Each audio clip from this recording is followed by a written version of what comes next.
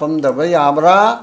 kanana kapano kapi bedu niyom chumbra mi hali bedo mi kontra mari hana so liba omen siri bedo sida hayaba tai tai mapang tai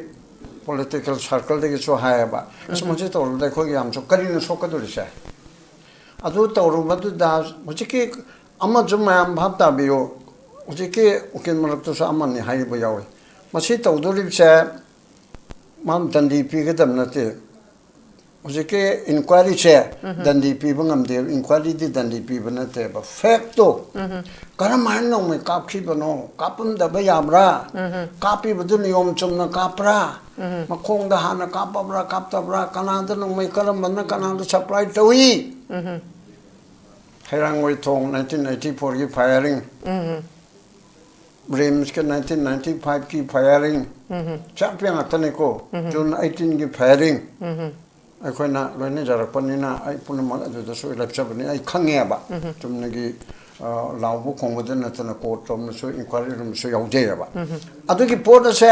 सरकार ना लावथो को तब ngakतना करी एकदम तनो मासिला इबसे पब्लिक इंपोर्टेंस होइबा aduga simaju Supreme Court na hayaba each and every killing each and every death matanda sijabo rabso sorok to tangle rambo rabso epa ram lokot pa hari se ni chi be awbada de epa ram lokot pa compulsory na ba ado police firing o de police na chumna kapigi na haina khalo kapta bagi na khalo epa ram so muto lokot kadam na si lokot pa tadri ba ko mujiki angang ani gi tawbadu na tana si epa lokot pa tadri adudagi apart local laga amuk hairimna moi khaktana du ya denase men hai commission amu kano toreba amu thoye ba kano advisory note ama chief secretary khoding de pibani police firing the day magistrate inquiry to godamni file khotpana yaroi kamana ka polena chumna ka polem chumna ka be kapte ba khona hai yabro magistrate inquiry to godamni adu de अखोगी सिदी police state police ना काप न तरबनी ना अदु ये तो बदल के मेस्टर इंक्वायरी तो उन्हीं का हम हाइल से अदु ने अदु तो बना तो बने न सीआरपीएफ अचौबो पुलिस सेंट्रल पुलिस ओइ बनी ना सेंट्रल पुलिस रिजर्व फोर्स ओइ बनी ना जुडिशियल इंक्वायरी तो वो है अदु की ना बा मेस्टर इंक्वायरी दी educative master to the STC को मना तो दिन को मोइ बुहन बनते अदु न सीआरपीएफ तो लाओ खोलो इन को तो को इनबीदा बका adugi du leyaba adu judicial magistrate not below the rank of district and session judge or high court judge retired tawraba amana natraga anina hoiraga tawrabadi ukin nungkin mayam yaurani mateng pangani sarkar ku kena haba ani aduri masharpi ukin su yaurani mayam sinai ka pothok pada Sumana kolai lake to ormadi kapani kolai lake to orme hairona adigi kareba gan puruptu lake to bugi na hairona adu happy abrana yes selfie am chu pura mone kin na mama de til mone adu happy abro adu de hali bedu yodri mama na sai haidu hanjan haire matang to the mangar kum suba matam dana kapte kapdu su blame fair to orba matung da makong na ka kodam na ba aduda meyam do wadum leigadrana meyam do meyam mecham mesidi son bana amoromda mukan bane ko kanandana assembly ga do mai thado ko ngam meyam che amuk solo haraga dine chele de dum son bane individual level aduna adugo megi por de da sai gi jode sel kwali to bada achi se marum pang ai wona har pa sing chu tabiro jode sel kwali to bada karino sokodori che no me kap du di selfie na kap simedi o selfie na ta bana ka kap jala selfie sarga du di khangdre adu je inquiry de thokadam nemni adu ge je se inquiry du na malale re ma chi dan di view hai roya ba je se inquiry ge finding da de harang wai thong e tori do moy hom sushil kumar ko man ai ning chang sushil kumar sina mana kamanta bani moy anina kap ni hai are som da moy mari rims ki do ado mari sina firing to moi di trial bu chate rims ki duti dan ni ga phangir ni ko na april september thado pra khangdra then kanoj campaign ches olympic then june 18 june 18 to we ado investigation di chate da male ado ga crp da na campaign upendra commission na serang na ꯑꯇꯣꯞꯄ force ꯑꯃꯠꯇ BSF ꯈꯪꯗꯦ ꯃꯅꯤꯄꯨꯔ ꯈꯪꯗꯦ Manipur rifle ꯈꯪꯗꯦ ꯂꯩꯔꯤꯕ ꯃꯌꯥꯝꯁꯦ ꯑꯃꯠꯇꯅ ꯀꯥꯞꯇꯦ ꯒꯕꯔꯅꯔꯒꯤ ꯖꯒꯥꯗ chief ꯃꯤꯅꯤꯁꯇꯔꯒꯤ ꯖꯒꯥꯗ ꯀꯥꯞꯄꯤꯕꯁꯦ CRP ꯈꯛꯇꯅ ꯀꯥꯞꯄꯤ ꯃꯁꯤꯡ ꯑꯁꯨꯛ ꯀꯥꯞꯄꯤ ꯍꯥꯏꯅ ꯄꯤꯔꯒ ꯑꯗꯨꯗꯤ ꯂꯥꯜꯂꯦ ꯍꯥꯏꯗꯅ ꯑꯩꯈꯣꯏ ꯃꯜꯇꯤꯌꯥꯔ ꯑꯣꯏꯈ꯭ꯔꯕ ꯃꯌꯥꯝꯗꯣ ꯐꯥꯔꯕꯅꯤ ꯃꯈꯣꯏꯅ ꯑꯦꯔꯦꯁ ꯇꯧꯔꯕꯅꯤ ꯑꯗꯨꯒ ꯉꯔꯥꯡ ꯑꯃꯨꯛ ꯑꯩꯈꯣꯏꯒꯤ ꯑꯣꯠꯈꯣꯊꯥꯡ ꯕꯥꯏꯇꯦ ꯁꯤ ꯑꯃꯨꯛ ꯐꯥꯔꯦ ꯑꯗꯨꯕꯨ ꯍꯥꯏꯔꯤꯕ ꯐꯤꯂꯤꯞꯁꯤꯗꯤ ꯕꯦꯜ ꯂꯧꯔꯒ ꯂꯩ ꯍꯥꯏꯕꯒꯤ ꯑꯩꯈꯣꯏꯒꯤ ꯋꯥꯔꯤ ꯑꯃꯁꯨꯗꯨꯃꯛ ꯂꯩ ꯑꯗꯨꯒ ꯄꯥꯕꯨꯡ ꯍꯧꯖꯤꯛ ꯑꯣꯠꯈꯣꯊꯥꯡ ꯕꯥꯏꯇꯦ ꯁꯤ ꯐꯥꯕꯁꯤꯗ ꯃꯈꯣꯏꯁꯨ NIAꯅ ꯇꯧꯔꯤꯕ ꯃꯑꯣꯡ ꯍꯥꯏꯒꯗ꯭ꯔꯥ ꯐꯥꯔꯤꯕ ꯈꯣꯠꯂꯤꯕ ꯇꯧꯔꯤꯕꯁꯤ ꯌꯥꯅꯤꯡꯗꯦ ꯍꯥꯏꯕꯒꯤ ꯃꯑꯣꯡꯗ ꯃꯈꯣꯏꯁꯨ ꯑꯗꯨꯃꯛ ꯃꯣꯔꯦꯁꯤ ꯇꯣꯇꯦꯜ ꯁꯠꯗꯥꯎꯟ ꯂꯥꯎꯊꯣꯛꯏ ꯑꯗꯨꯃꯛꯄꯨ ꯄꯥꯕꯨꯡ ꯑꯣꯠꯈꯣꯊꯥꯡ ꯕꯥꯏꯇꯦꯁꯤ ꯃꯍꯥꯛꯁꯤ ꯍꯛꯊꯦꯡꯅꯅ ꯆꯦꯟꯅꯔꯦ ꯍꯥꯏꯔꯒꯗꯤ NIAꯅ ꯐꯥꯔꯤꯁꯤ ꯄꯥꯕꯨꯡ ꯑꯗꯨꯝ ꯕꯦꯜꯗ ꯂꯧꯊꯣꯛꯄꯒꯤ ꯀꯩꯅꯣꯁꯤꯃꯁꯨ ꯑꯗꯨꯝ ꯂꯩ ꯄꯥꯕꯨꯡ ꯁꯤꯒꯤ ꯃꯇꯥꯡꯁꯤꯗꯗꯤ ꯑꯣꯠꯈꯣꯊꯥꯡ ꯕꯥꯏꯇꯦꯁꯤꯁꯨ ꯑꯗꯨꯝ ꯕꯦꯜꯗ ꯊꯣꯛꯑꯒ ꯂꯩꯕ ꯑꯗꯨꯒ ꯃꯤꯌꯥꯝꯅ ꯄꯥꯝꯂꯤꯕ ꯃꯤ ꯑꯃ ꯍꯥꯠꯄꯗ ꯆꯦꯟꯅꯔꯤꯕꯅꯤꯅ ꯑꯥꯏꯟꯒꯤ ꯑꯣꯏꯕ ꯂꯣꯒꯤ ꯃꯤꯠꯌꯦꯡꯗ ꯃꯈꯣꯏꯅ ꯃꯤꯌꯥꯝꯅ ꯄꯥꯝꯂꯤꯕ ꯖꯁꯇꯤꯁꯁꯤꯗꯤ ꯑꯥꯏꯟꯒꯤ ꯃꯥꯏꯀꯩꯗꯒꯤ ꯑꯗꯨꯝ ꯄꯤꯒꯅꯤ ꯐꯪꯒꯅꯤ ꯍꯥꯏꯕꯒꯤ ꯊꯥꯖꯕꯁꯤ ꯂꯩꯕ꯭ꯔꯥ ꯀꯃꯥꯏꯅ ꯇꯧꯋꯤ ꯄꯥꯕꯨꯡ? ꯍꯣꯏ ꯍꯣꯏ ꯍꯧꯖꯤꯛꯀꯤ ꯇꯣꯄꯤꯛꯁꯦ ꯇꯦꯡꯅꯧꯄꯜ ꯄ꯭ꯔꯣꯇꯦꯁꯇꯔ ꯑꯇꯣꯞꯄ NIA Ares prime accused Baite ꯍꯧꯖꯤꯛꯀꯤ ꯃꯃꯤꯡ ꯑꯣꯟꯈꯣꯂꯥꯡ Baite ꯍꯥꯏꯕ ꯃꯔꯨꯑꯣꯏꯕ accused ꯍꯥꯏꯇꯥꯔꯦ ꯃꯔꯝ ꯁꯤꯔꯤꯕ ꯃꯤ ꯑꯗꯨꯕꯨꯅꯦꯀꯣ accused ꯍꯥꯏꯔꯤꯁꯦ ꯃꯔꯝ ꯂꯩꯔꯕ ꯍꯥꯏꯕꯗꯨ ꯅꯠꯇꯦ ꯑꯗꯨꯅ accused ꯑꯣꯏꯔꯤꯕ prime accused ꯑꯣꯏꯔꯤꯕꯁꯤ ꯉꯔꯥꯡ ꯅꯍꯥꯟ ꯐꯥꯕꯅꯤ ꯑꯗꯨꯒ ꯉꯔꯥꯡ ꯃꯌꯥꯝ ꯌꯥꯎꯅꯔꯛꯄꯅꯤ ꯑꯗꯨꯗꯒꯤꯗꯤ ꯃꯁꯤꯗ ꯍꯥꯏꯔꯤꯕ NIAꯅ ꯇꯧꯔꯤꯕ ꯊꯧꯗꯣꯛ ꯑꯁꯤ ꯇꯥꯡ 31 ꯑꯣꯛꯇꯣꯕꯔ 2023 ꯑꯩꯈꯣꯏꯒꯤ ꯃꯦ 3ꯗꯒꯤ ꯊꯣꯛꯄ ꯊꯧꯗꯣꯛꯇꯨꯒꯤ ꯊꯥ ꯈꯔ ꯂꯩꯔꯒ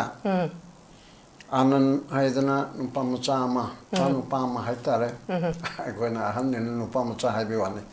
ꯑꯗꯨ ꯄꯨꯂꯤꯁ ꯑꯣꯐꯤꯁꯥꯔ ꯑꯃ SDPO ꯑꯃ ꯃꯣꯔꯦꯗ ꯂꯩꯕ ꯑꯗꯨ ꯀꯔꯤꯅꯣꯃ ꯁꯣꯁꯤꯌꯦꯜ ꯁꯥꯔꯚꯤꯁ ꯇꯧꯕ꯭ꯔꯥ ꯈꯣꯠꯄ꯭ꯔꯥ ꯑꯃ ꯀꯩꯅꯣꯝꯃ ꯁꯦꯡꯗꯣꯛ ꯁꯦꯡꯖꯤꯟ ꯇꯧꯕꯒꯤ ꯃꯇꯝꯗꯨꯗ ꯇꯥꯈꯤꯕꯗꯣ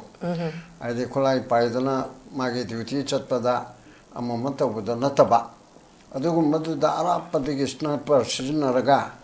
ꯃꯁꯛ ꯈꯪꯗꯕ ꯀꯨꯀꯤꯅꯤ ꯍꯥꯏꯅ ꯆꯤꯡꯅꯕ ꯇꯦꯔꯣꯔꯤꯁ ꯃꯤꯂꯤꯇꯦꯟ ꯁꯤꯡꯅ ꯀꯥꯞꯇꯅ ꯃꯥꯁꯤ ꯍꯥꯠꯈ꯭ꯔꯦ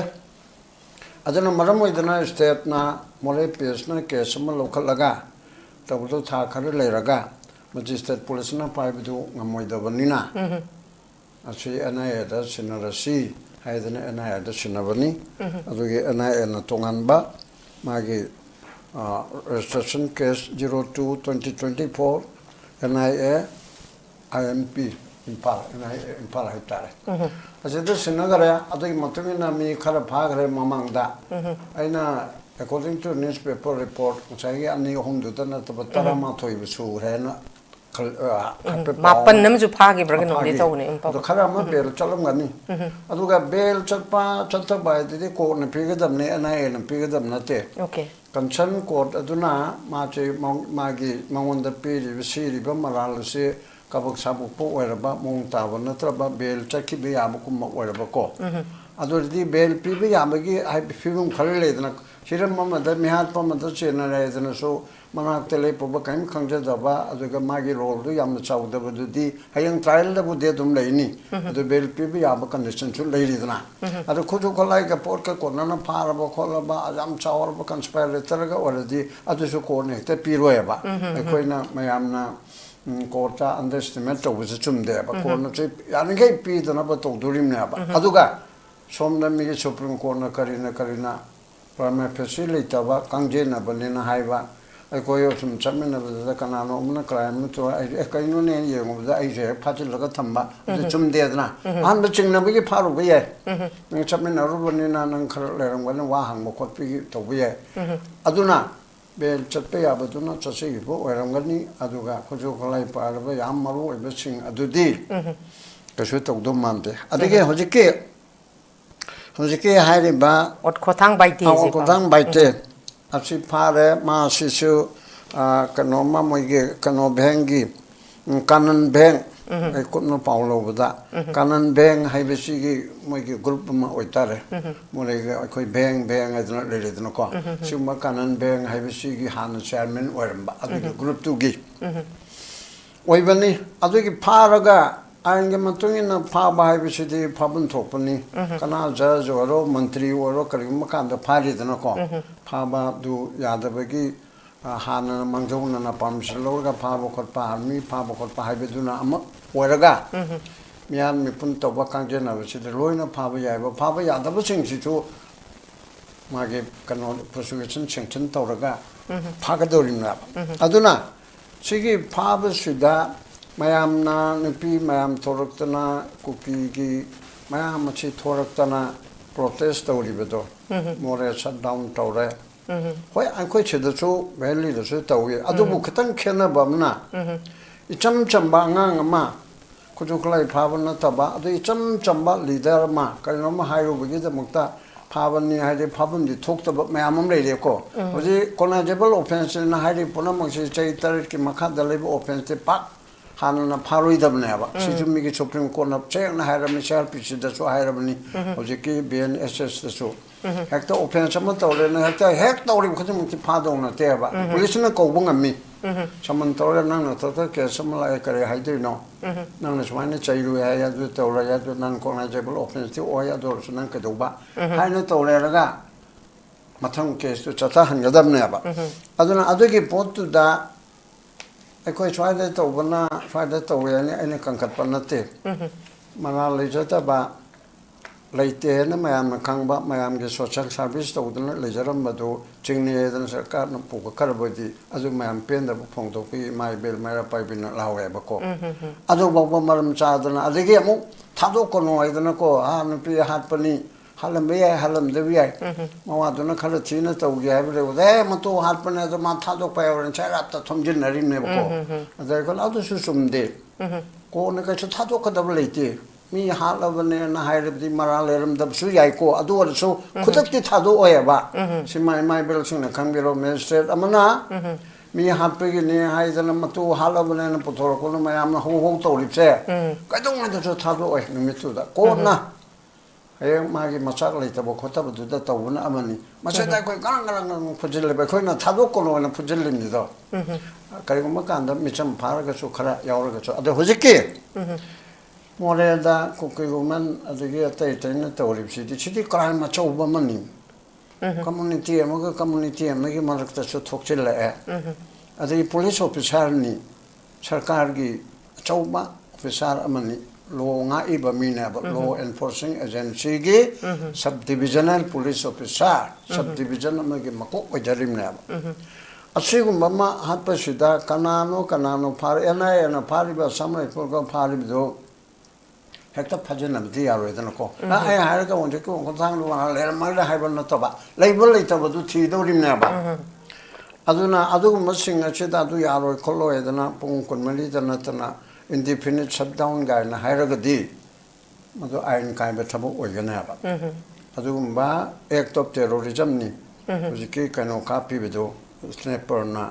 अनन हाली बेदो एक्ट ऑफ टेररिज्म मा चत तोथरेबे सिगी मनुदा अमनाबा अदो दी टेररिज्म तौरिबा अदुबु थिंगननबा फाननबो होनरपदा अथॉरिटी न होनरपदा यारोय हायदना सिग्नल अगदी कोई डेमोक्रेसी की कोइना कोई प्रोसेसन चपा अदुगा पेंदबो फोंगदोकपा मूवमेंट तोबो याय हायरगसु आइन काइबरा काइदबरा तका लेबेगी मतुगिना मरा लेरमदले थादोक चरकनी लेरमे लेरमी तो जगदबदुदा यारो एदना नमदना थिंगबसिदी क्रिमिनल के एक्ट नि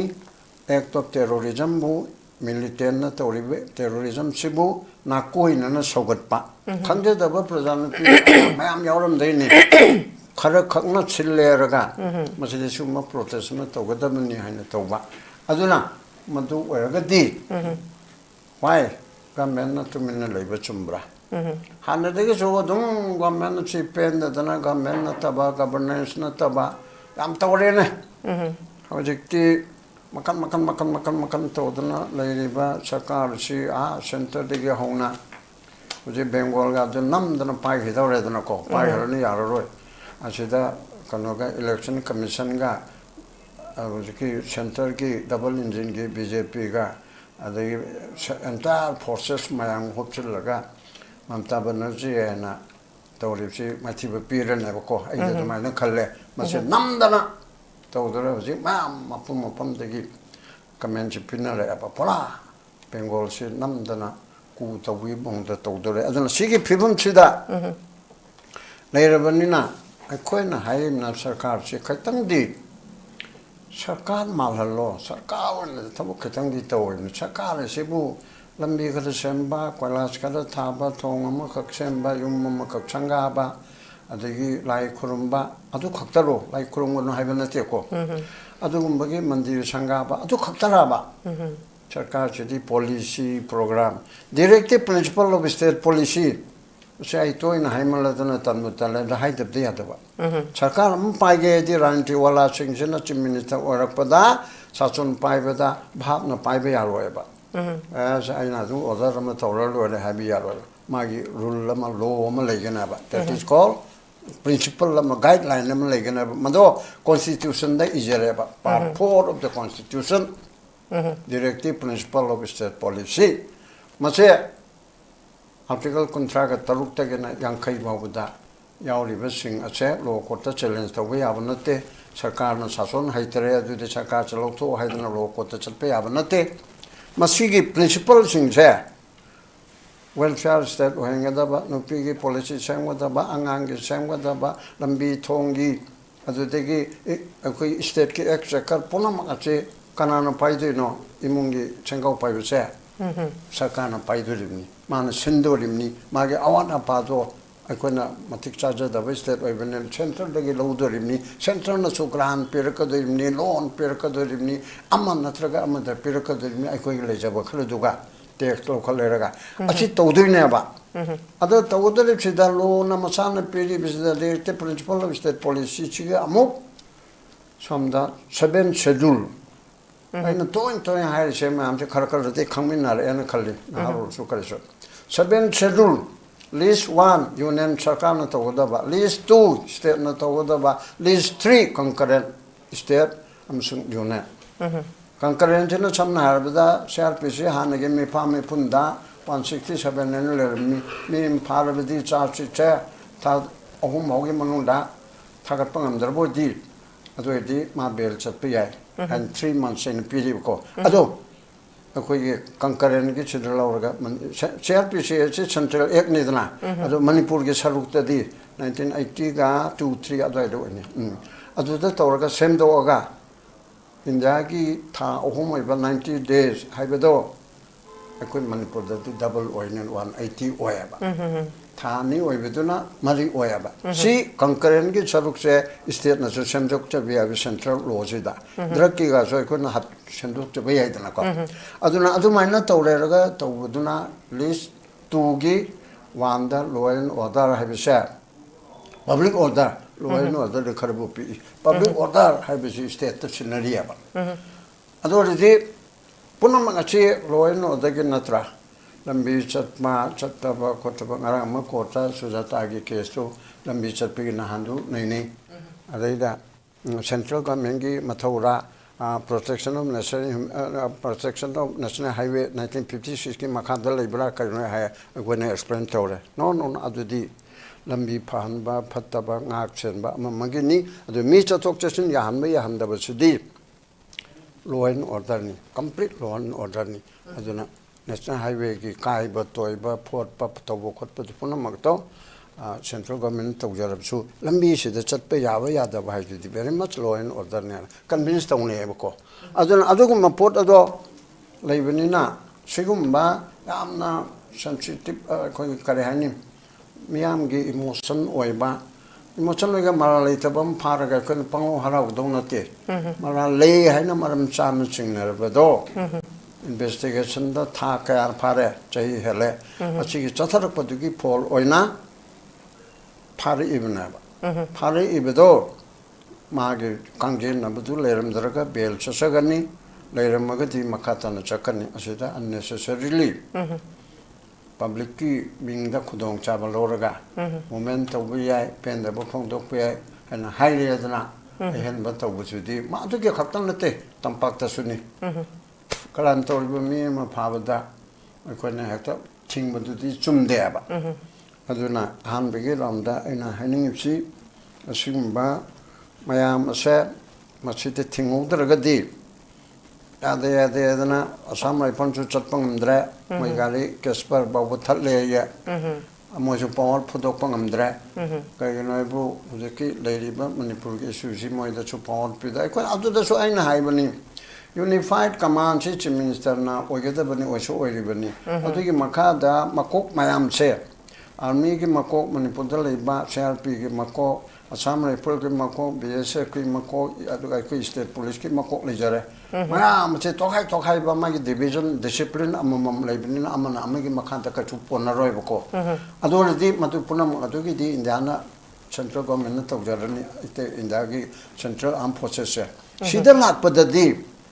aigi jaga sidade aigi mateng pamba in end of the civil administration lakpadadi CM na unified command work mayam du coordinate tawna ba hanagi matang de CRP no okul ge CRP na mang thabiro Assam Rifle in biro army yaw biro moirang isina aduna army na makok thang biro adu in biro ade Manipur police na tu toro haina coordinate tawuduna ba aduga operation du da karmai tawni karmai phani punni haibedu di chief minister na haigeda unatre aduni mo expert trina police na commando na tongan ba leibising du na tawjagadam na ba aduna adugi meng du da tawraga sigumba maram chadana protest tawba party interest ta tawrapada tawse tahundana basakani action ba chumi han ahamna chuma thang Thagachari pabung nakalamromda yengba yarise aina ngarang nahan ikui dribada cherap court chatpada ai isabangna tajarakpani ko pabung handaki thoiba conflict sida village volunteer sida yawgi basing si haidi ngasai bel te leiraba kangbu se hanjana kainoma hektarokpada makhoi frequently hanjana hek phaba Sigi Togdoksi, doing it to an Agina Comoxina Tari, Adudana Tangasagi, Kanan Namadi Anan Gimapamse, Anan Haribangang, Samana, Munna Kang Bangani. Hoi Magi, Mamang, the Magi record Karele, Rasumas a normal life laktana, Mayumakai Pandan, and Piang Tidana, Ma Bekrita or Galera Mavni, Kangeva Pabu. Adubu, Karigumba record Karash, minor lake, rubber, missing si Pabung Masai, Manga Paba, the Maka Puras at Crise. Heidi. Amaromda hangbaya question je akoigi lairiba law enforcement da lairiba ichili now singsina su kadai bo yona transparent oina kadai bo yona masagi will da kadai bo yona masagi dignity da thabak tawrage habase babung hangbaya question ne ba kaigino habata babung sigi wahangse ina gongsina yam tareba Smaina Leba Kitamuta to oversee Makogi Purikau Hangakpada Hanjan Pai have a Babung Tarabani. Sigamatang Sida Ain Yubakari Makogi the Mata Kari Tawayabagi Nampazabo Punida. My question chair Salak Sare Manipur say Makok Tegina, Makong Tegina, Makok Tegina, Makong Bows the Karim Yadreva. Yadaba Lo the Amle. Adugi law mayam se masichu enforce tawdre tawrabsu maming digi oire aduga sasom chisu routine government haibedi yom panbada macha mayam poe chak thonga chara ama tum pejeri nungdangi chara pejeri aduga ma thokpa larik tamgera tamoira mi oigera oira charoira pasa porakera poro oira ma to panto do to ado madu pajari yum pali pajana nate ma yum pan ma haina roeba income choli taraba azari masa masu sing lai taman ba thabuk to on ko karin yaudra war ke batem yaudra ba adu gi du yum pan ma cobra cha manana jare ba chief secretary DGP adagi te hek lai ba commissioner secretary Ujiki educative ta leriba bureaucrat aina koreko moi acha machi kana moi di yam hairabani minister na haitaba khangdabu udabado finance matang khangdabdo finance secretary na law matang khangdabdo law secretary na natraga advocate general na natraga adu uduna adagi haktang health ke matang khangdabdo medical director na chi punama ka chi mangonda mateng pangori na magi function chida popular government function chida lari haitaba mina chu minto obiya MLO obiya haidana haidip se lari haibu mayam chini yom dori na chief secretary dagina Makagi Kerani Hoba. Chakvidar Bona, Conchaprasi Bona Yom Durimi. Chaprasi out the Richimits of Pangento, we are Ponte, Chepito Chinto, the authority. As it loin among a share, Maggie Mateng Panapa, Lady Nap. I don't know how to be ma'am to the teach and control to the arrival on the day I had seen my bills in Kanganaba. Yum to Dama Pamama. Adi quality ke mama han laiba han lam kar laiba sing dana kari umum tanga chen me imum manu ya do da ri ang der ma thokpa jo khar thak na jwar khar samna dana nu pe koi dana na te koi thok dana alla mandur le ga de yum nu kari tare yum ma do ramna na te cha da pot ado adu ki poto adu ka man ram na ba ko chida hari ba pot punam ba jo je ke ko ni ta ta no hai trong lau bi ki thoi ba Azam Changna, Iran told them, Matang Dr. Nauzi, April Tadami Tramato Yore, Kotankul, Mamma Happy Auraga. A chiki, my moment told she Karikan Nula Hundred, Trong, Low, Biggie to Anais, and Parene, Ducinarone, at the Sukona Sinaga, Mihanro Kolaga, the Sinaro Yare. I do get to the mean palm got by the NIA, the my investigation get Marilyn, police number 10 pound, any portion, Mateng pound, and I would not like ching a shaggy navigation have a difficult terrain. I think you could not shadow, ma'am. But do the expert were by armed forces, Union forces.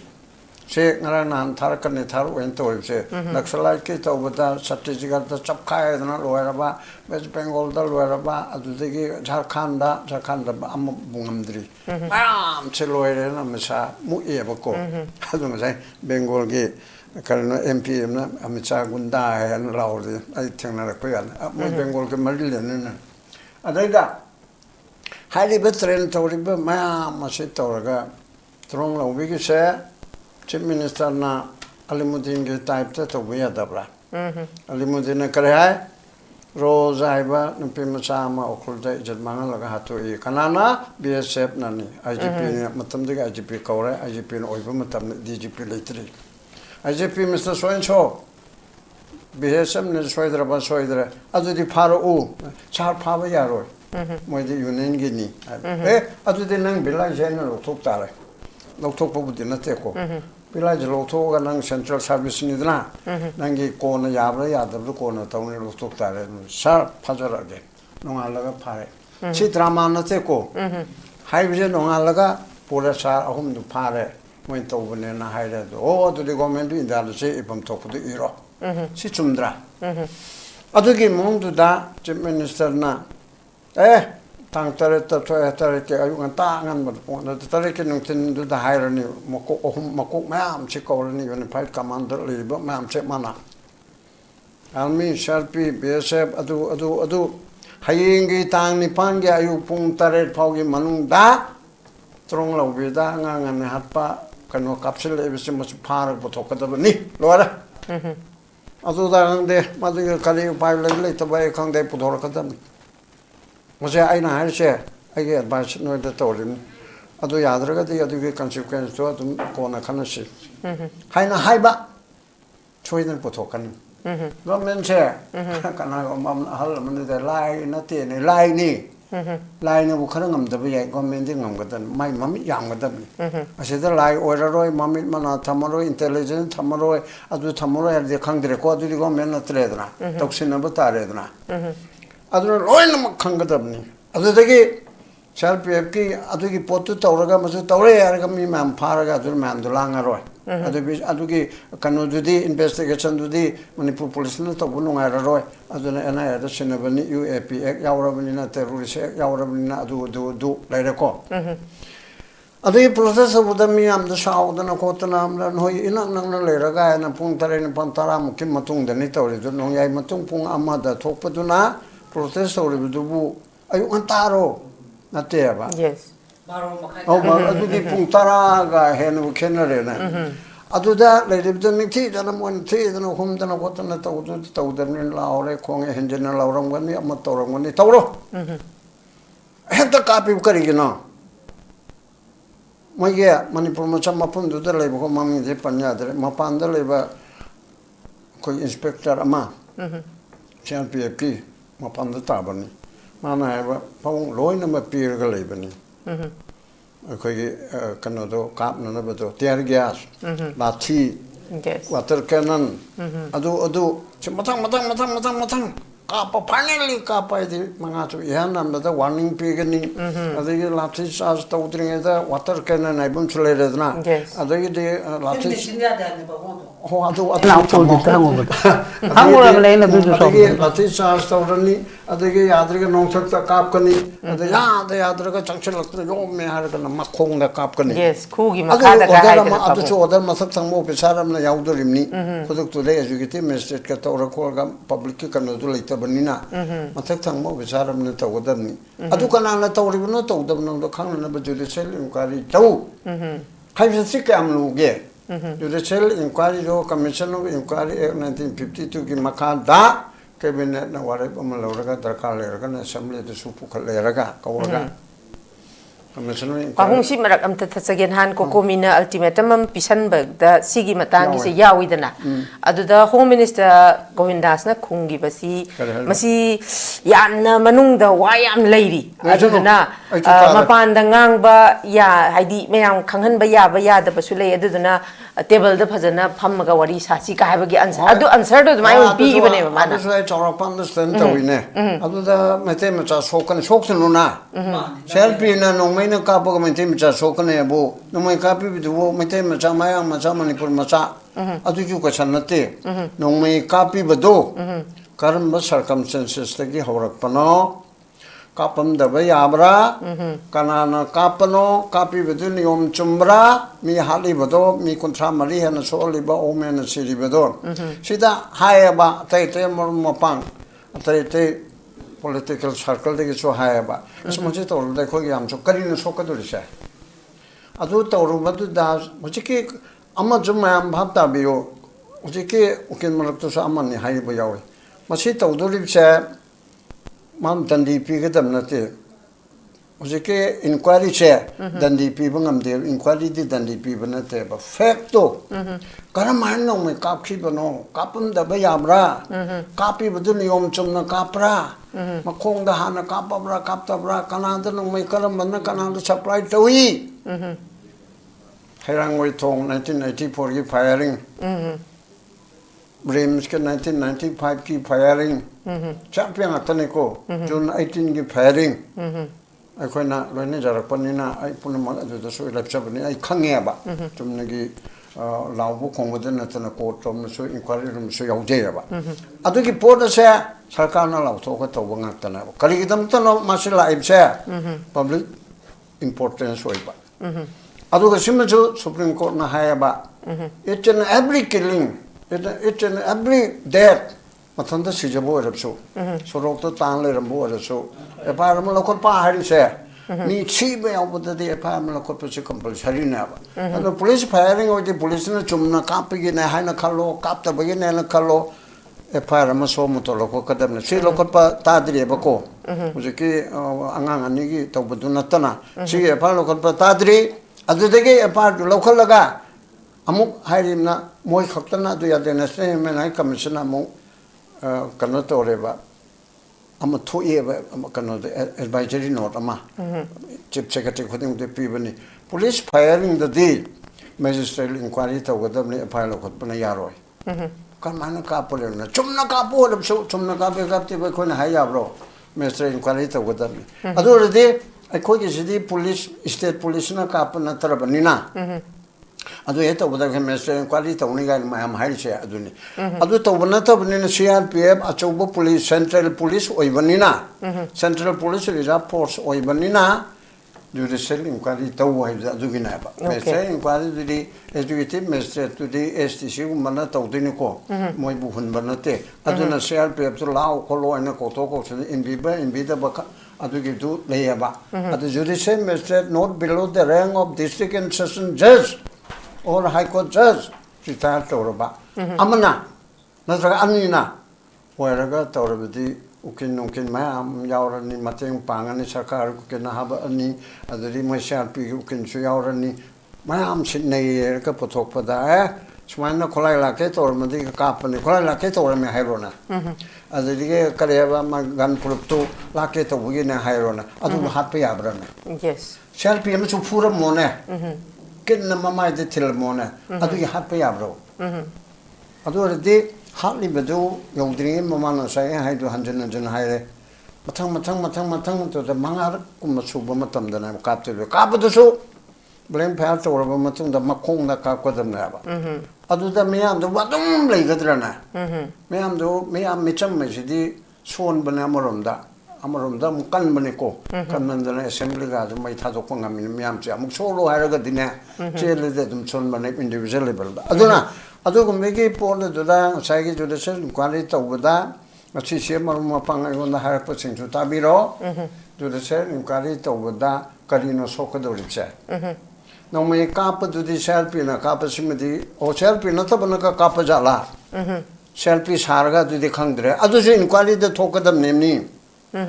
아두게 저데세 인과리도나 말알레레 마치던디 비우 하이로야 봐 두르세 인과리게 파닝다디 하랑과 통해 또리도 뭐요 홈 수술 Kumar 거만 아니 생각 수술 Kumar 시나 마나 까만타 보니 뭐 아니나 카프니 아래 som도 뭐 마리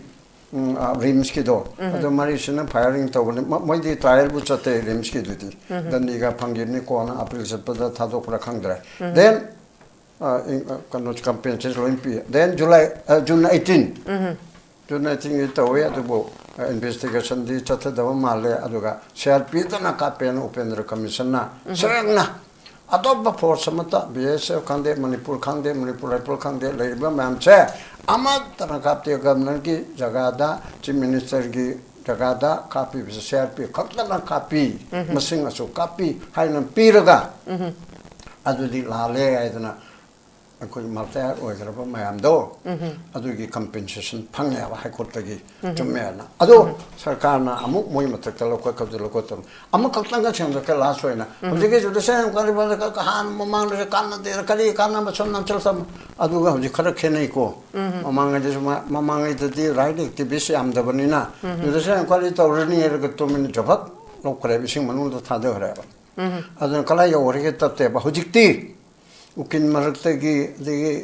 मेरा पाइबी मरक्तगी अदे कोकोमी अमुको फमुको लेबा मरक्तगी दिगे मा मेरा सुजाता को म करिम तो न हंग दिगे कोकतगी लेरमने बा नय ना लौथोके बे करि जो क्राइ ओरे पबु हंगदोरिमने बा अखो जु थेदोरिमने बा ए थाहोम पे ने Helena kana huje akoi issue chigi inquiry to lamba commission na chobu ma leibdo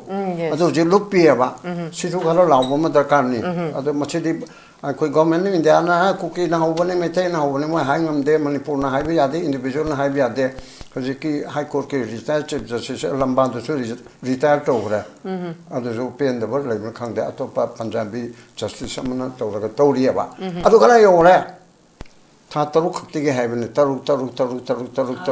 Why matamudi kharu changani ye mi lishung kun gi affidavit ne bako affidavit lishung kun du di thamanga taru ta di aro idana ado ore chu hanman bam yaure jikte ado salam toran report ro na piu sel gi ha maite na hana hobne hajel editor gil na machayani hong to gi do ado da so mase maite na hobne na lan uhandana som dam sawatan madu ithai e ho che 시 론레레 바도 하이리 보면 암체난 참질러보다 그래서 상도 그래 참질러보다 어저께 들어온라고 위기도 접자는 오퍼레이션 독촉비라봐 미앗버도 부톡비라봐 아두게나 대신에 계셔 타라 then CRP 끝에 마시 인과리도 위로 그래서 인과리도 자자마 리타르 자자마 티비라가 then 아시도 또 해야 돼 거기 당콜 아니 할리바 당콜 말이 망아 수구래 아든데 액트 테러리즘 또립세 हजे अमिशाना कोगे मोदी जी ना लाउथो इदायना 2029 बक्ता मसे अर्थबो म खले ना एना खतंग कनमन ब मांगजद्रा मसे मणिपुर के लालो बसी मुथलनी हारगा कुकी टेररिस्ट मोइदे टेररिस्ट छु लाउथोकते लालो बने सो हाइदे मोइदे इंसर्जेंसी छु नते अजर मोइसिन दे तो होना ना बा मोइने मोइगे लाना होबसी याना ना बा Belige lalu baca masih mutat naba, aluga anti indagi mali bomong saya masih tahu naba tahu ni, haina haibo maleba aduga terrorist ka lalo ga su khene bako ai azom da sangaroi terrorist sai besina mofumang khang da ba ideology lai ta ba ta panga ta hatpa adurigi nongmai lai ga popi season narga kali ta manipur ge ba achi ta bo khot pane ade manipur ge da la holi di ai la ho bu so got panate manipur ge la holi di bharat ta namdana loksin ki haibati moina haibigi wane ko loksin ki bedagi ꯑꯩꯈꯣꯏ ꯍꯟꯊꯕ ꯊꯥꯛꯇ ꯄꯥꯔꯁꯤ ꯁ꯭ꯇꯦꯠꯇ ꯆꯍꯤ ꯀꯨꯟꯍꯨꯝꯗꯣꯏ ꯊꯝꯗꯨꯅ ꯂꯥꯛꯑꯒ ꯀꯨꯟꯍꯨꯝꯗꯣꯏ ꯈꯛꯇꯗ ꯁꯣꯛ ꯍꯨꯝꯗ꯭ꯔꯥꯅꯤꯊꯣꯏ ꯈꯛꯇꯗ ꯑꯩꯈꯣꯏ ꯇꯔꯥꯅꯤꯄꯥꯟ ꯁꯨꯕ ꯁ꯭ꯇꯦꯠꯅꯤ ꯍꯥꯏꯕꯅꯤꯅ ꯅꯤꯡꯕ ꯊꯨꯡꯗꯕ ꯃꯌꯥꯝ ꯑꯃ ꯂꯩꯕꯅ ꯑꯁꯤ ꯃꯌꯥꯝꯁꯨ ꯋꯥꯔꯤ ꯁꯥꯔꯒ ꯄꯣꯂꯤꯇꯤꯀꯦꯜ ꯁꯦꯇꯜꯃꯦꯟ ꯑꯃ ꯇꯧꯔꯒ ꯄꯨꯔꯛꯀꯗꯕꯅꯦꯕ ꯅꯣꯡꯃꯩꯅ ꯅꯝꯊꯕ ꯉꯝꯃꯣꯏꯕ ꯑꯩꯅ ꯁꯨꯃꯥꯏꯅ ꯍꯥꯏꯕ